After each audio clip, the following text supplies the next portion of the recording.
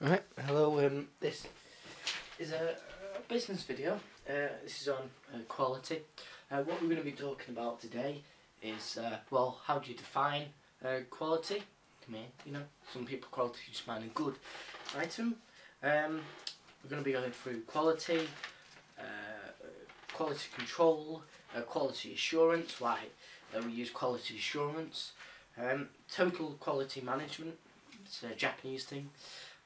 We're doing advantages, disadvantages of improving quality, and just one other thing, why a business would want to establish a quality assurance system, which is basically what I said before. So we'll start off with the easy bit.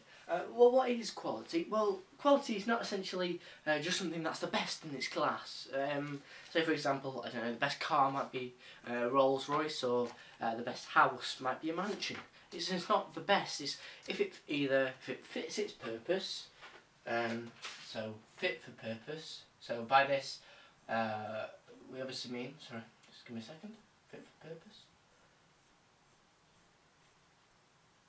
So fit for purpose. What we mean by that is if you can use it what it was meant for. So essentially, if you're using climbing a mountain, if you use a rope, and it's not very good at being a rope, it's not fit for purpose.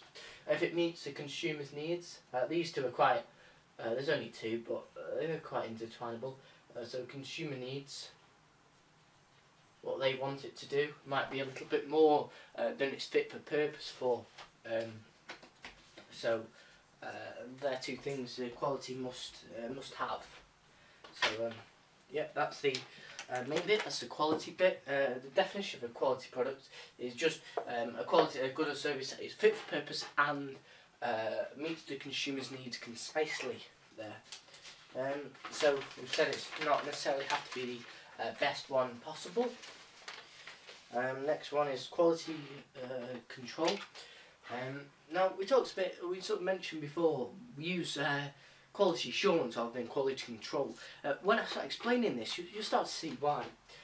So quality control, what essentially it is, I don't really need to write this down, just label the advantages and disadvantages to it. Just put quality control and quality assurance. They're the two types of how to improve quality to systems. And TQM sort of fits into one of them. Quality assurance. And we'll put a little line down there. I'm not going to write anything for the moment, just to explain them first. Quality assurance, quality control. Can't do business anymore. Quality control is basically just hiring some extra workers or some, well, not extra workers from the firm, they're generally outside the firm, just some big guy who thinks he knows everything, comes and watches over the workers. And you know, if you're sat at your desk and someone's behind you going, oh, that isn't up to scratch, you're going to go bug off, and he's not going to be very happy about that, which leads on to what we're going to talk about for the disadvantages for quality control. So basically, in a nutshell, quality control is where the workers hire where the firm hires supervisors to watch over the workers. That's a basic definition. The one in here says it's the traditional approach to achieving quality and focuses on inspecting the accuracy of the finished products. Now it says finished there.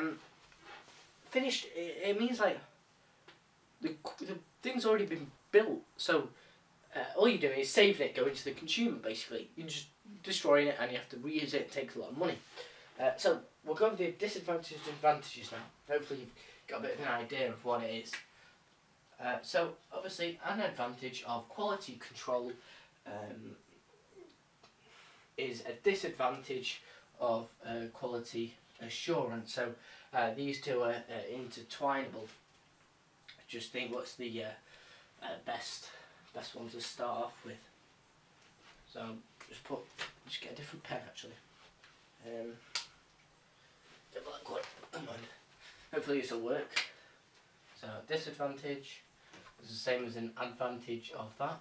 That's just the first thing you need to know before you know everything. So disadvantage of quality assurance, quality control even, is an advantage of quality assurance. And a disadvantage of quality control could be it's an expensive system. We've sort of mentioned this before, so expensive system. So what we mean by this is expensive in this context. We're not talking about the cost of hiring the workers, otherwise that's another one. But the expensive system, the product's already been developed, materials already put into this product. So what you have to do is reuse it, recycle it, which sounds environmentally friendly. It is, but it takes a lot of effort because most of the parts aren't reusable. For example, once they're glued in, you have to rip them off and you can't use them again. So for example, in a computer, the only thing that you could use possibly is the CPU, the motherboard of it. You can use the plastics and stuff. You'd have to destroy them and getting them off, and that put the quality down to the consumer. Pen size run out. Going red as well for this. So as well as it being expensive, if you've got someone, we sort of touched on this really, if you've got someone standing over your back, it's going to be quite demotivating. You're not trusted as a worker, so it's quite demotivating. So that's a major disadvantage with that. Another disadvantage of quality control is it's expensive to hire people. So I'll put costly to hire supervisors. That's what I call them anyway. Supervisors or quality checkers, or quality supervisors. As long as you make sure they're above the person in question. I think supervisors hire that quite quickly. So this could mean the advantages of this. It's not the same because obviously they're disadvantages, but flip them on its head. So whereas this one's expensive, the quality assurance spots it straight away. So it is a lot cheaper than this. So it's a cheaper system.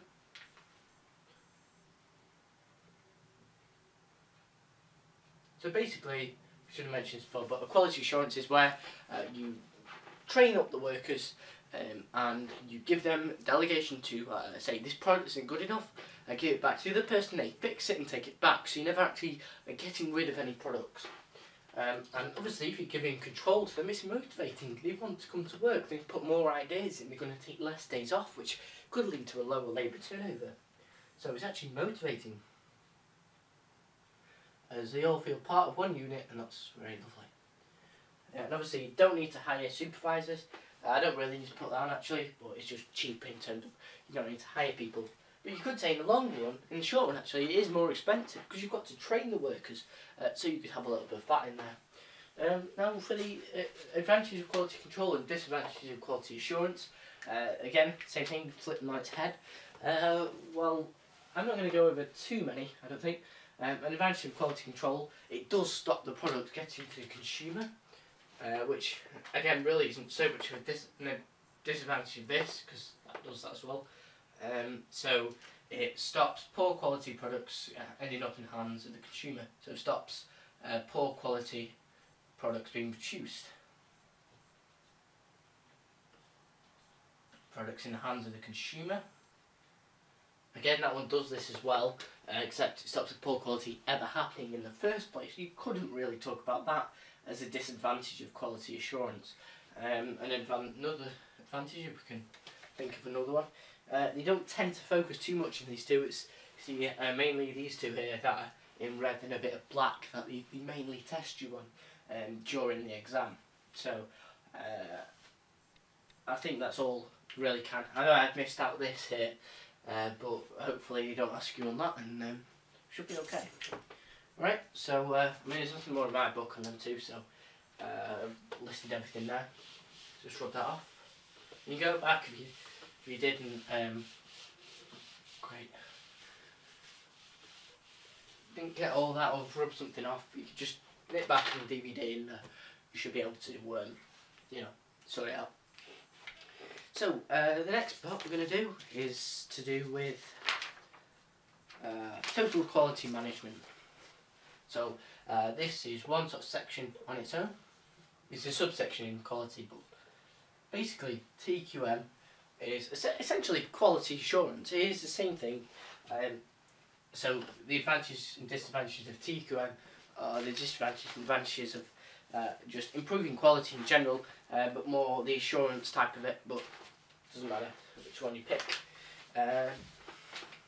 So quality, I'm just reading off all the features here. So you might need to say, one of the exam questions might ask you, what are the features of total quality management? Well, total quality management is basically assurance, totally quality assurance. Sorry. So in this context, we're talking about every employee has the power to change the product, get it back, so that can be motivating. So every employee along the product who's been trained, but we assume they're all trained, every employee has the power to change a product. Now, when I say change a product, I mean completely redesign it. I just mean, you know, give it back in the previous worker and let them change it. So it has the power to change production. Probably not the best wording in the world, but never mind. Another feature of total quality management, or TQM, this is more commonly known, is zero defects. And what we mean by this is zero waste, or zero, not necessarily zero waste, zero defects, so no poor quality products come to the consumer. Another one.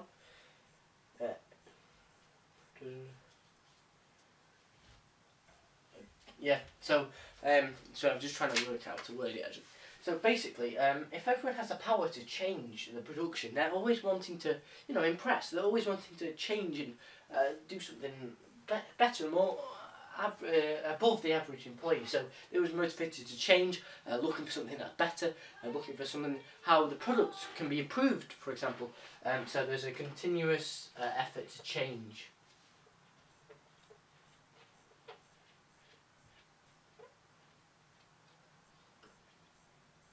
Damn it, can't write in mind. I think the main three. Should have said that. So basically, another one is employees work in teams. So if each employee is making a decision, they're acting as one big team. So employees work as one part of one team instead of fighting amongst themselves to try and get the best position. So employees work as a team.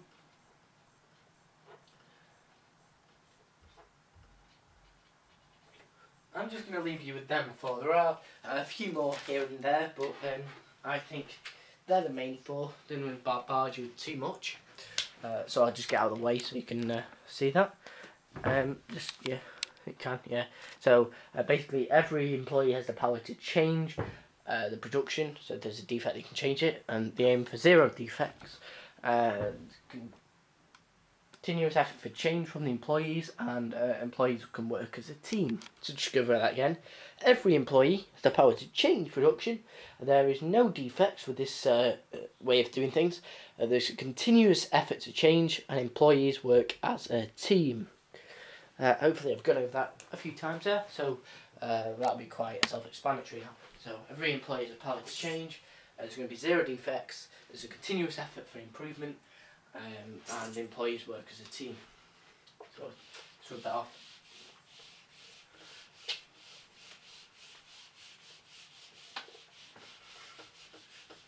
So still on quality, it's not nearly there, don't worry. Just got a few more things to talk about. So this next part is about quality standards. Now there's only one or two things here. I'm not going to write it on the board. Quality standards. Basically, there's this organisation called the British Standards Institute, or BSI, basically, first letter of every word, high-tech stuff, and basically it gives out like, it basically gives out awards when a firm has reached certain quality standards, and they do this by setting quality targets, working towards them, and proving that they've done that in numerous ways. You don't need to know too much into it. The BS 5750 is the most common award given to a business in the UK. However, the international equivalent of that is the ISO 9000. Basically, they do exactly the same thing. The ISO 9000 is exactly the same as a BS 5750, and they both just say you've got to improve your quality and have it at a certain level. Doesn't actually specify what level is that. Never mind, I don't think you can do that. But basically, BS 750 and ISO 9000 is an overview of sort of certain quality standards that must be reached in an organisation. And obviously, if they do that, if they reach these targets, it's going to sort of bring in unique selling points. Sort of go into that in a bit more detail in a moment.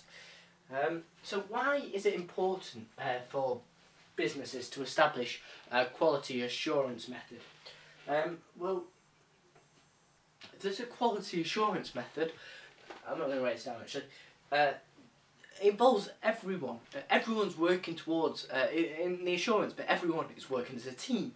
As I mentioned with the total quality management before, so that obviously means that all feel responsible towards this improvement in the business. So they feel required, and you could say that decreases labour turnover, as we mentioned previously.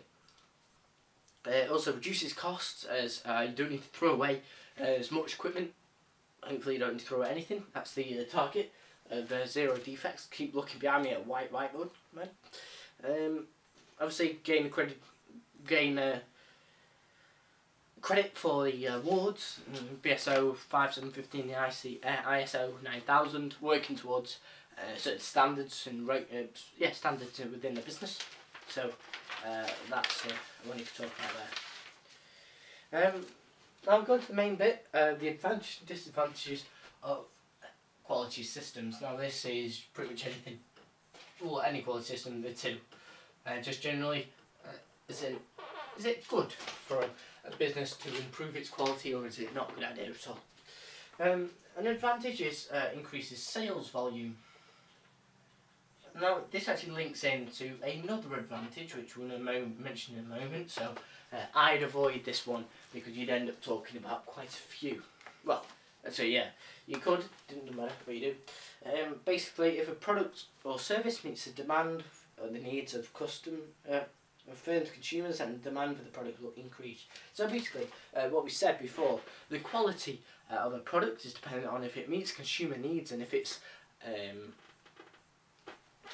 so it meets consumer needs and is fit for purpose. Sorry, I almost forgot that then. So if it meets consumer needs, people are going to demand that product. So if it meets consumer needs better than a competitor in a highly competitive market, for example, then more consumers are going to want that product. It is better. And there seems to be a better value for money, irrespective of the price. Obviously, if it's $1 billion, you'll be very happy with that. Never mind. So sales volume. However, a disadvantage. I would do it in red pen, but I'm not sure that's going to last. Oh, actually, no, I'll go ahead and do it if it doesn't. Sorry. So, increase costs is one of the.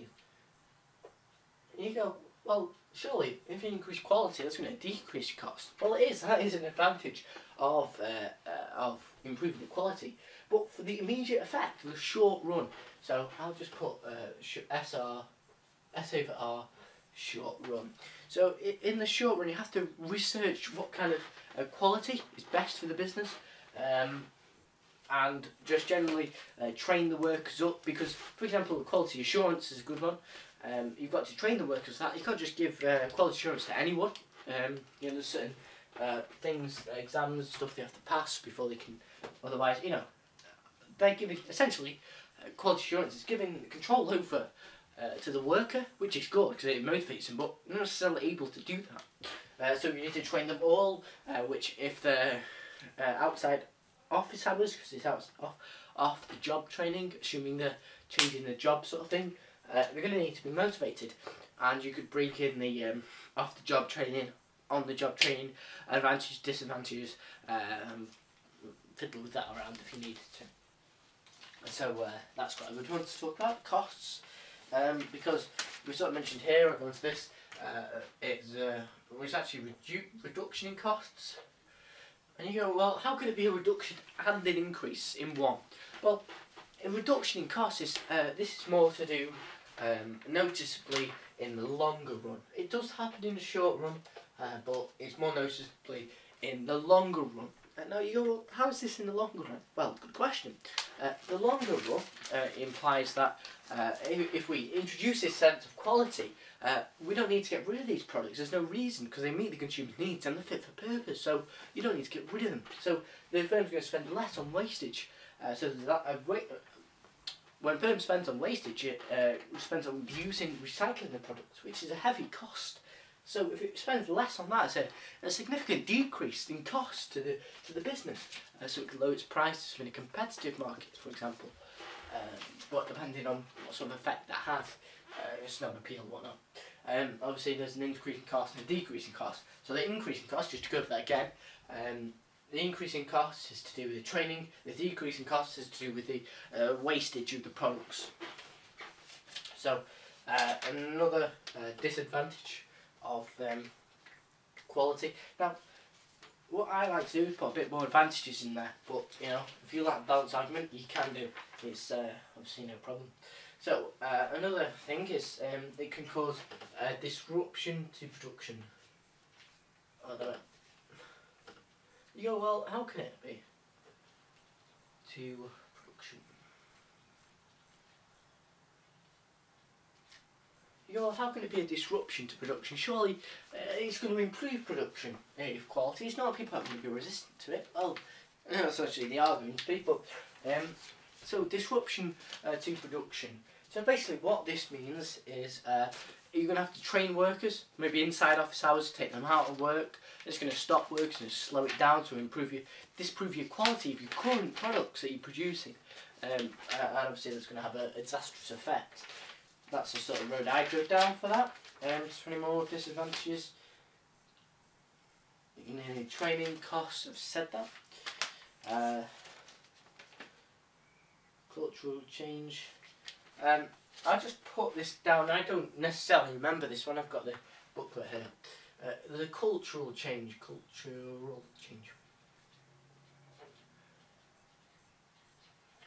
Now, I'm not a big fan of this one, purely because it's just quite limited what you can mention. That's what I think anyway. But yeah. So a cultural change. People just have to change their jobs. That's pretty much what it is. So I'd avoid that one. But if you really can't think of anything else, that's you could expand on that one, but I'm not going to now because I don't think you should focus on that one so much. See what else I've missed out. Sorry, just give me a moment. Let me see. Oh, that was the main one. I completely missed that one. So sales volume, increased sales volume, decreased cost, and gives a USP. Now most firms aren't going to be that bothered about quality. They should be. Most firms aren't going to be that bothered. And a highly competitive market, if you have a better quality than someone else, even if they have good quality, if you have better, you can say USP, something else, so a consumer to choose your products. So if you're given a USP, that's going to result in greater demand for your products, means our consumer needs more concisely, and that's why you can link it into sales volume. But that's why I was sort of umming and ahhing on the sales volume one. You can sort of link it into the USP. Impacts on selling price. So basically, if you're spending more on the short run costs, it's going to increase your price immediately. So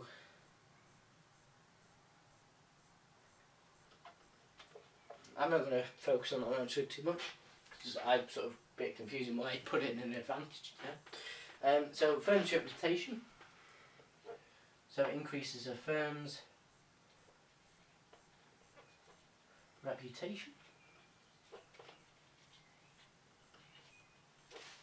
So what I mean by this is if you've got a product and it's good quality, people who've never ever tried any of your other products before are going to think, oh well, this was paid a good attention to our needs and it's fit for purpose, so it's good quality, which and the rest of these products for their firm are also going to be good quality.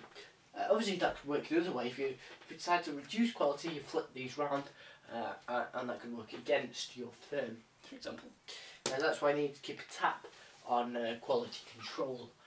So just to go over that again, I'll go over the worst parts. So the advantages are increases sales volume because it's got a USP, decreases costs in the long run because you have to waste less materials, such as labour, etc. Another advantage is it improves your reputation of your firm. However, the costs immediately increase because you've got to train your workers. Otherwise, what's the point? How can you let them choose what they discard? Disruption to production and cultural change in terms of jobs. No, I said not to focus on the last one too much. Why would a firm need to want to use quality assurance, which is what we talked about before? The answer to that is it gets everyone working as a team. It improves the thoughts coming through more of the time. It improves quality standards for all stages of the production line, and it allows them to get awards. We talked about total quality management, and the features of that is every employee is responsible for the benefits, and they're targeting 0 defects.